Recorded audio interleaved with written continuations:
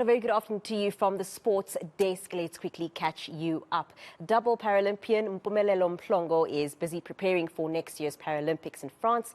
The KZN-born sprinter and long jumper is a multiple world championship medalist, having also represented South Africa during the 2016 and 2020 games, respectively.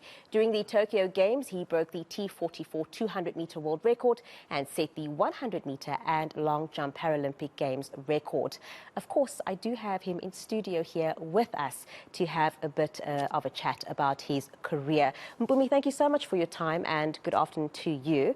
Before we speak about the Paralympics, let's just quickly take it back. Talk to us a bit about your career. I understand you are a bit of an academic, a lot of an academic, because I hear you are busy with your PhD, so you're going to be Dr. Mhlongo soon. Tell us a bit about that. Tell our viewers briefly what it is that you do and how it is that you managed to get Investec to allow you to do all of the sport. Quite simply, I just born with a mother with a long stick. So she said, academia is your way out of poverty. Hence why I went chemical engineering, and I have a love for sports since I have been as young as I've ever known. And that's why we continue on the sports side. And Investec is an organization that does truly never settle for the ordinary. And that's how I get the time to do what I do. So big congratulations to you on everything that you've achieved that I've mentioned in my introduction already. Going into the Paralympics come August 2024, what are some of the goals that you've set for yourself? In our team, we have a little slogan where we said that we want to see what's on the other end of potential. So we haven't had any ceilings of world records or gold medals. We've been there, done that.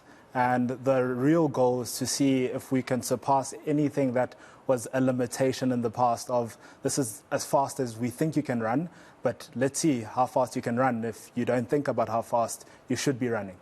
And speaking about limitations, talk to me about Tokyo. How was Tokyo? I mean, of course, it being restricted, how was that experience for you? Are there any points that you've taken out of Tokyo that you'd like to ensure that you're better on when you get to 2024?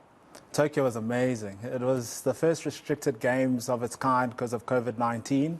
But really the resilience and the humanity all the athletes from around the world showed created a very different type of environment for us athletes. So really enjoyed it on that front from the humanity point of view, but from a performance point of view, a bit disappointing. We really wanted to be on podium, but we just didn't get there. And one of the big lessons that we took from Tokyo is that in our preparation, we didn't put in enough time for hindrances such as niggles and injuries.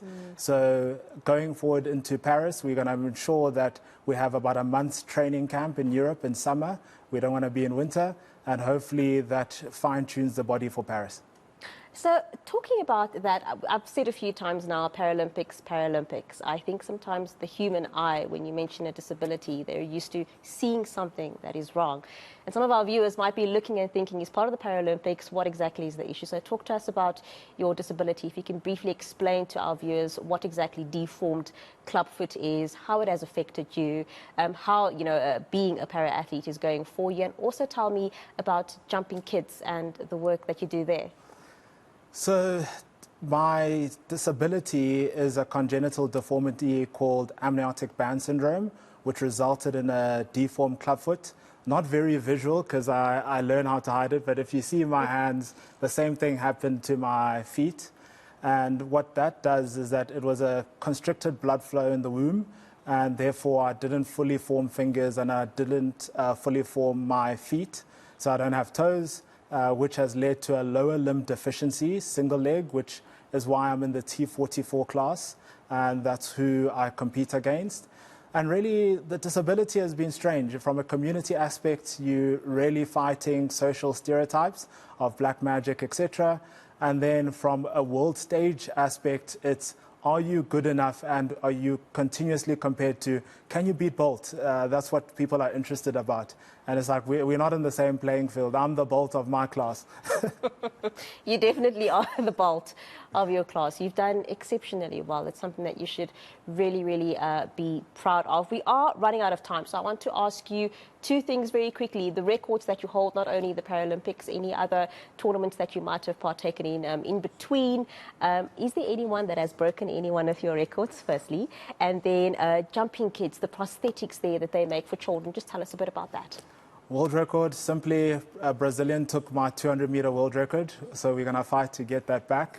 Records are there to be broken, and Jumping Kids is an organization that is really at the helm of introducing academia and sports and ensuring that kids that have any form of disability that led into an amputation can use that disability to empower themselves and get a sponsorship into some of the best schools in the country, and then hopefully the world is their oyster after that. Very quickly before we go, I know I already said that, but I can say it again. I really can. So, what do you think South Africans need to do more for para-athletes? You know, I think there's a lot of hype around the Paralympics, but the smaller tournaments that I've mentioned, it's basically dead. We don't hear about it. We don't see athletes as often. So what do we need to do to ensure that you guys get the support at all levels? Because if we do look at international tournaments, the Paralympics for us actually went much better than the Olympics. The team there performed much better than the team did at the Olympics. I think the big thing is support. I know that South Africans are grappling with a lot in its current environment, but if we can get more people coming out to the stadium, really showing the support, realizing that it's not just at the 4-year mark that we put in this work, but as you said, it's everything in between, and it starts really from school. If we can have more parents involved in parasport, I believe that will filter through into our nationals and the world champs that happen in between the 4-year cycle. Definitely. Thank you so much for that. We're going to have to leave it there for now, but thank you so much for your time. That's double Paralympian Mpumelelo Mhlongo chatting to us about all of his achievements and, of course, ahead of the Paralympics that takes place on the 28th of August 2024 through to the beginning of September. We'll have more